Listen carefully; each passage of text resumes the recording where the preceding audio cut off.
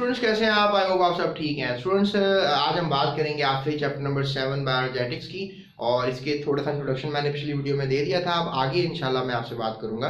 तो मैंने पहले भी आपसे कहा कि चैप्टर 4 में हमने सेल के बारे में प्रॉपरली स्टडी कर लिया हुआ है, राइट। चैप्टर 4 में हमने सेल्स के बारे में प्रॉपर स्टडी कर लिया हुआ है। सेल के अंदर क्या है, सेल के बाहर क्या है, सेल कैसे काम कर रहा है, whatever the things, cell theory क्या है। तो उसके बाद हमने फिर चैप्टर नंबर 6 पढ़ा, उसके अंदर हमने एंजाइम्स के बारे में स्टडी कर लिया। तो हमने पढ़ लिया कि सेल के अंदर एंजाइम्स भी होते हैं, और मैंने तो ये स्टडी किया हुआ है कि तकरीबन कोई राउंड अबाउट 3000 प्लस एंजाइम्स होती हैं एक ह्यूमन बॉडी के अंदर जो काम कर रही हैं at a time. 3000 plus enzyme cell के अंदर मौजूद होते हैं जो काम कर रहे होते हैं। तो लिहाजा मैंने एंजाइम्स के बारे में स्टडी किया। तो स्टूडेंट्स आपको पता है कि कोई भी सेल हो उसमें केमिकल एक्टिविटीज हो रही हैं, राइट। सेल के अंदर जो है वो क्या हो रही है, केमिकल एक्टिविटीज। तो ये सीजलेस है। सीजलेस से मुराद है कि ये कभी भी रुकेंगी नहीं। सेल के अंदर केमिकल एक्टिविटीज हो रही हैं, बहुत से केमिकल रिएक्शंस हो रही हैं जो कभी नहीं रुकेंगे। तो लिहाजा ये जब केमिकल रिएक्शंस रुक ही नहीं सकते, तो लिहाजा इनको कंटिन्यू रखने के लिए क्या क्या मैकेनिज्म है, क्या क्या चीजें हो रही हैं, उसके ऊपर हमने बात करनी है। तो स्टूडेंट्स जैसा कि आपको पता है कि सेल एक ओपन सिस्टम है, राइट। जैसे आपको पता है, जैसे ये सेल है ना, राइट, तो ये क्या है, एक ओपन सिस्टम है, ओपन सिस्टम। और आपको पता है कि सेल जब एक ओपन सिस्टम है तो सेल के अंदर बहुत सी चीजें एंटर कर रही हैं, और इसी तरह से सेल के अंदर बहुत सी चीजें बाहर निकल रही हैं। तो सेल के अंदर चीजें एंटर भी कर रही हैं, बाहर भी निकल रही हैं। ये ओपन सिस्टम है। ऐसा तभी पॉसिबल है कि जब सेल इजीली चीजों को अंदर भी लेके जा रहा है, बाहर भी लेके जा रहा है, तो तब सेल अगर एक ओपन सिस्टम के तौर पे एक्ट करता है तभी तो जिंदा रह पाता है। तो मैं आपसे ये बात करना चाह रहा हूँ, राइट। तो इसमें बहुत से केमिकल रिएक्शंस हो रही हैं, एक्टिविटीज हो रही हैं, और सेल एक ओपन सिस्टम के तौर पे काम कर रहा है। तो ये आप सब स्टूडेंट्स को पता होना चाहिए। तो स्टूडेंट्स एक और चीज याद रखिएगा कि जो सेल है, सेल के अंदर बहुत से रिएक्शंस हो रहे हैं, ब्रेक डाउन हो रही हैं चीजें, ब्रेक डाउन एंड मेकअप भी हो रहा है। मेकअप मीन बन रही हैं।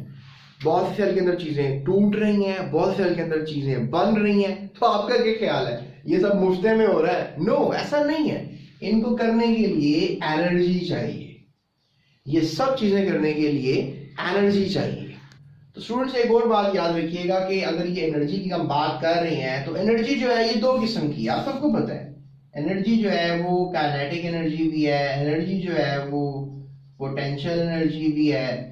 तो काइनेटिक एनर्जी तो काम करने के लिए हेल्प कर रही है, वर्कआउट, यानी कि सेल में जो कुछ भी हो रहा है वो काइनेटिक एनर्जी करवा रही है। लेकिन कुछ हर वक्त एनर्जी इस्तेमाल नहीं हो रही होती, कभी कभी एनर्जी स्टोर भी करनी पड़ती है। तो जो एनर्जी स्टोर हो रही है वो है पोटेंशियल एनर्जी। तो वैसे ये तो फिजिक्स की टर्म्स हैं, बायोलॉजिकली तो इनको मैसेज इतना ज्यादा यूज नहीं करेंगे, लेकिन फिर भी आपको पता होना चाहिए कि सेल में हर वक्त जो एक्टिव एनर्जी है वो काइनेटिक एनर्जी है, और जो स्टोर एनर्जी है वो पोटेंशियल एनर्जी है।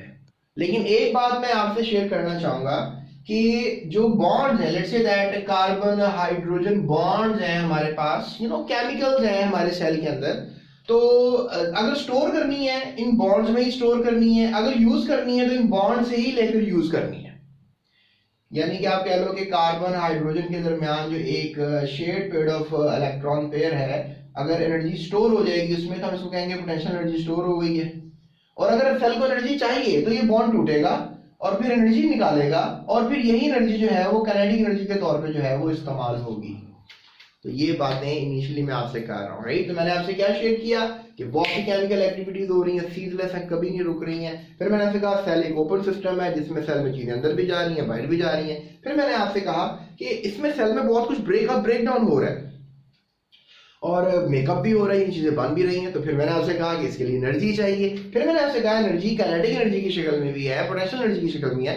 फिर मैंने आपसे कहा कि एनर्जी बॉन्ड्स के अंदर स्टोर है, और ये बॉन्ड बनते हैं, टूटते हैं। जब बनते हैं तो उस पोटेंशियल स्टोर हो जाती है, जब बॉन्ड टूटते हैं तो वो एनर्जी निकल कर दोबारा काइनेटिक एनर्जी के तौर पे यूज हो जाती है। तो ये बातें मैंने आपसे की। तो स्टूडेंट्स अब मैं आपसे बात करता हूं about the biogenetics and role of ATP. इसको हम डिटेल में डिस्कस कर लेते हैं। तो स्टूडेंट्स अगर मैं बात करूं बायोजेनेटिक्स रोल ऑफ एटीपी की, तो मैं आपसे कहना चाहूंगा कि ये बेसिकली एनर्जी रिलेशनशिप है। ये स्टडी जो मैंने आपको करवा के देनी है ये एक एनर्जी रिलेशनशिप है,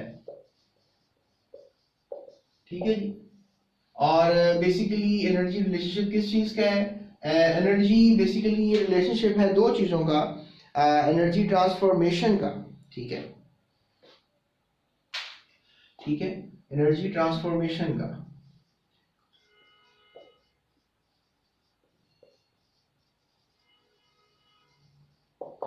अब एनर्जी रिलेशनशिप पढ़ना है, ठीक है, कि आखिर एनर्जी कैसे आ रही है, कैसे चल रही है, कैसे काम कर रही है, और फिर एनर्जी ट्रांसफॉर्म कैसे हो रही है। ट्रांसफॉर्म का मतलब है कि एनर्जी जो है वो कन्वर्ट कैसे हो रही है। एनर्जी की कन्वर्जन भी पढ़ेंगे हम, ठीक है, एनर्जी की हम कन्वर्जन भी पढ़ लेंगे, जान लेंगे, तो इसके ऊपर हम बात करेंगे। स्टूडेंट्स ये बात याद रखिएगा कि जो एनर्जी रिलेशनशिप है ये बेसिकली आप कह लो कि जो एनर्जी ट्रांसफॉर्मेशन है ये सिर्फ जानदारों के अंदर हम स्टडी करेंगे। हम किसी मतलब सूरज में नहीं जाएंगे, सितारों पे नहीं जाएंगे, किसी नॉन लिविंग थिंग में नहीं जाएंगे, हम सिर्फ और सिर्फ जानदारों पर ही रिसर्च करेंगे, राइट। स्टूडेंट्स देखो, आप एनर्जी चाहिए, राइट, तो दो मेथड्स हैं, फूड को ईट किया जाए या फूड को प्रिपेयर करके ईट कर लिया जाए। मतलब लेट्स से दैट अगर हम किसी ह्यूमन बॉडी की बात करें तो फूड जो है वो खाया जाता है, ह्यूमन बॉडी। ये पौधे की बात करें वो खाते तो नहीं है फूड को, तो वो फूड प्रिपेयर करके ही जो है वो क्या कर लेती है, ईट कर लेती है।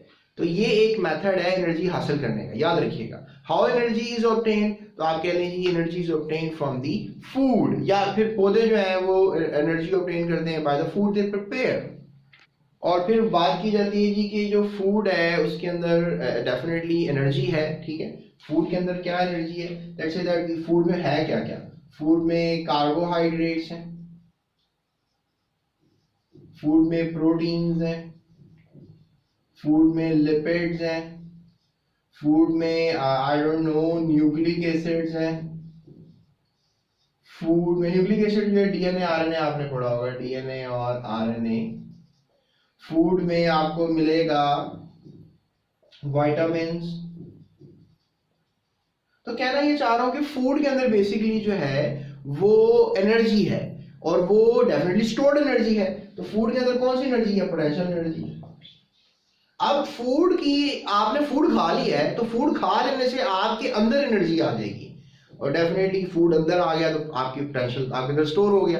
अब फिर जब वो ये बॉन्ड टूटेंगे ना, कार्बोहाइड्रेट टूटेंगे, प्रोटीन्स टूटेंगे, लिपिड्स टूटेंगे, विटामिन्स टूटेंगे, डीएनए आरएनए टूटेंगे, तो फिर आप कह लें कि वो एनर्जी जो है कन्वर्ट होगी इनटू दी काइनेटिक एनर्जी, और आपको आपके फिर जो एनर्जी नीड्स हैं वो बॉडी के अंदर बायोएनर्जेटिक्स आपके एनर्जी नीड्स हैं वो हैं पूरे होंगे। तो अब देखो जब फूड खा रहे हो तो डेफिनेटली एनर्जी जो है वो बॉडी में जा रही है। तो जब अब बॉडी ने क्या करना है, चाहे वो बॉडी जो है वो एनिमल की है, चाहे वो बॉडी जो है वो प्लांट की है, तो एनर्जी उसने स्टोर कर लेनी है ना, ठीक है। किसी भी बॉडी ने एनर्जी क्या कर लेनी है, स्टोर कर लेनी है। तो वो स्टोर एटीपी की शक्ल में करेगा, यानी कि वो अपने अंदर कार्बोहाइड्रेट्स को अपनी किसी शक्ल में कन्वर्ट करेगा, फिर कार्बोहाइड्रेट्स में से कुछ एनर्जी निकाल कर वो एटीपी की शक्ल में स्टोर कर लेगा। फिर आप कह लो कि जो आपने लिपिड्स खाए हैं उनको भी खाने के बाद कोई अपनी मर्जी के लिपिड्स बॉडी में बना के रखेगा, या उनको तोड़कर वो एनर्जी एटीपी की शक्ल में स्टोर कर लेगा। सेल के अंदर एनर्जी एटीपी की शक्ल में स्टोर होती है। फिर आप कह लो कि जो प्रोटीन से उनको खाया तो अपनी मर्जी के प्रोटीन्स बॉडी में बना लिए और फिर उनको स्टोर कर लिया एनर्जी की शक्ल में, एटीपी की शक्ल में। डीएनए आरएनए खा लिए या कोई विटामिन खा लिए, तो जो भी जरूरी मेटाबॉलिक रिएक्शंस हम वो करवाए और फिर उसके बाद एनर्जी बनाई और वो एटीपी की शक्ल में स्टोर कर ली। लेकिन याद रखो थोड़ी सी एनर्जी एटीपी की शक्ल में स्टोर होती है, थोड़ी सी एनर्जी एटीपी की शक्ल में स्टोर होती है, ज्यादा एनर्जी तो हीट की शक्ल में निकल जाती है।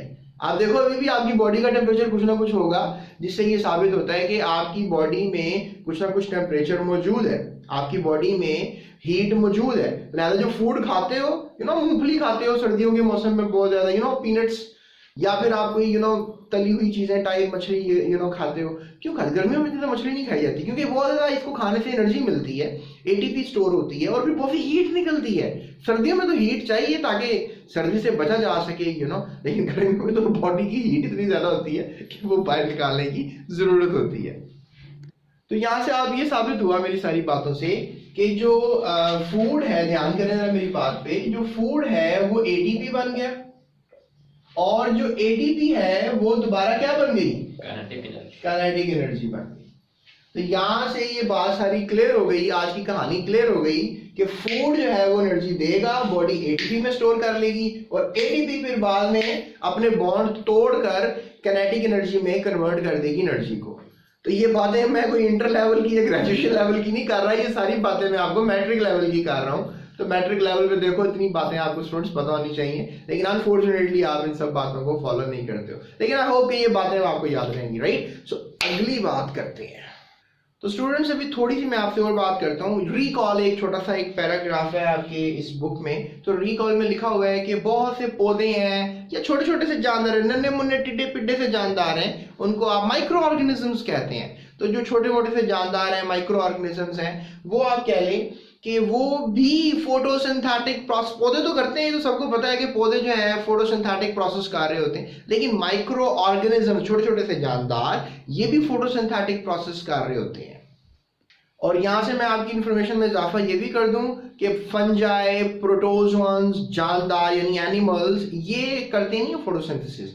ये तो ये जो माइक्रो ऑर्गेनिजम्स कह लो कि जो फोटोसिंथेटिक करके फूड बनाते हैं या पौधे फूड बनाते हैं, उनके फूड को हम खाते हैं। यानी मैं कहना चाह रहा हूं यहाँ पे माय स्टूडेंट्स के प्लांट्स और माइक्रो ऑर्गेनिजम्स, ये वाले जो जानदार हैं ये हैं फोटोसिंथेटिक। क्या है ये? फोटोसिंथेटिक। फिर फंगस, फंजाई, ठीक है, और फिर कह लें आप प्रोटोजोन्स। आई होप आपको नजर आ रहा होगा। ओके, ऊपर लिख लेता हूं। क्या लिखूंगा मैं यहाँ पे? फंजाई, प्रोटोजोन्स, ठीक है, और कौन से जानदार हो गए? एनिमल्स। अब ये तो फोटोसिंथेटिक नहीं है ना, ये फोटोसिंथेटिक नहीं है, तो लिहाजा ये क्या करेंगे? रेस्पिरेशन। अब रेस्पिरेशन एक ऐसा अमल है जिसमें एनर्जी का इस्तेमाल होता है, फूड का इस्तेमाल होता है। तो आप कह लो कि फोटोसिंथेसिस से फूड प्रिपेयर हो रहा है। फूड प्रिपेयर करने के लिए ये जानदार है, अल्लाह ने इन जानदारों को बनाया है, और फिर ये फूड यूज है। और मतलब ये खुद भी ये फूड ये प्रिपेयर हमारे लिए नहीं करते, ये फूड अपने लिए प्रिपेयर करते हैं, लेकिन हम अडेप्टिव हो गए हुए हैं कि हमने इनके फूड को खा लेना है। गाजर, मूली, कोई भी आप चीज खा रहे हो ना, पौधों से आ रही है, या माइक्रो ऑर्गेनिज्म जो कि फोटोसिंथेटिक है। फोटोसिंथेटिक बैक्टीरिया भी होते हैं, एल्जे भी होते हैं, यू नो। माइक्रो ऑर्गेनिज्म में आप बैक्टीरिया को भी ले सकते हो, फंगस भी माइक्रो होती है, प्रोटोजोन भी सारे माइक्रोस्कोपिक होते हैं, लेकिन ये फोटोसिंथेटिक तो नहीं होते ना, तो इसलिए मैं इनको वहां पे बता नहीं रहा आपको। तो बैक्टीरिया हो गई, या फिर क्या हो गए? एल्जे हो गए। तो ये एल्जे और बैक्टीरिया जो है ये फोटोसिंथेटिक होते हैं, तो ये फूड बनाते हैं, तो फिर वो माइक्रो ऑर्गेनिज्म इनको खा को लेते हैं। तो ये सारा सीन हो रहा है। तो स्टूडेंट्स अब हम बात कर लेते हैं आपसे कि आखिर ये सारा अमल एक ग्राफिकल अंदाज में कैसे हो रहा है। तो अब बेसिकली कार्बन डाइऑक्साइड है, उसकी रिडक्शन हो जाती है, यानी कि लेट्स से दैट कि कार्बन ऑक्सीजन है, उसमें हाइड्रोजन जो है वो ऐड हो गया। अगर किसी कंपाउंड में हाइड्रोजन ऐड हो जाता है, इसको रिडक्शन कहते हैं। अब बेसिकली होता है ये कि जो फूड स्टफ बना है ये बेसिकली हो पाया है प्रोसेस कॉल्ड फोटोसिंथेसिस। फोटोसिंथेसिस यानी ये रिडक्शन पॉसिबल हो पाई है बिकॉज ऑफ फोटोसिंथेसिस। अब फोटोसिंथेसिस क्या है कि फोटो की मदद से सिंथेसिस करना, यानी कि लाइट की मदद से आपने कुछ बनाया है। तो आप डेफिनेटली लाइट क्या है? लाइट बेसिकली एक यू नो इलेक्ट्रोमैग्नेटिक रेडिएशन है, ठीक है, फोटॉन्स हैं।